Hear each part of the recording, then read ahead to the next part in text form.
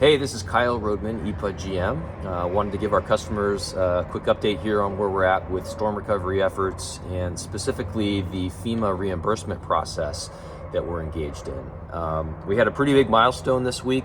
Oregon Governor Tina Kotek formally requested a major disaster declaration from the federal government. That is a necessary step to receiving up to 75% of our cost reimbursed from FEMA. It sounds like it takes about 6 weeks for the federal administration to respond to that request, and so hopefully in the next month and a half or so, we'll have an idea on whether we're going to be eligible for those reimbursements. There were some interesting numbers that were put out there. The entire state of Oregon looks like saw about $48.5 million of damage from the January ice storm. Our number here alone at EPUD is pushing $11 million at this point. And so you can just see 11 million of the 48.5 just being EPUD. It just shows the scale of the damage and devastation that we saw across our system here.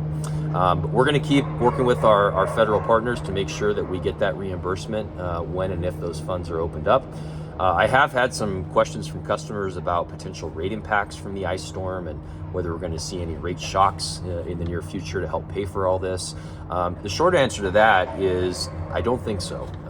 We went into this event having a very strong cash position with about $30 million in the bank. We've been able to, when necessary, tap into some of that cash to help cover the costs in the short term.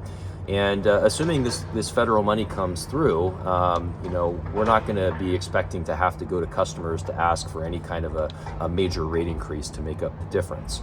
Now, we will talk about our capital program and whether we want to do more to invest in things like undergrounding and rerouting lines and all the stuff that we've talked about in previous videos. But if we do that, that's going to be a combination of borrowing and probably some small, maybe steady rate increases over time. But we're not talking about double-digit rate increases or anything you might have seen from some other utilities out there.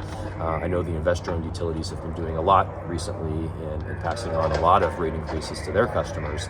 We're not planning on doing that. We're gonna try to find a good balance here between getting our costs reimbursed, making new investments in capital infrastructure, but also trying to spread those investments across a longer time period so that current customers aren't stuck with the entire bill. So that's what I've got for you today.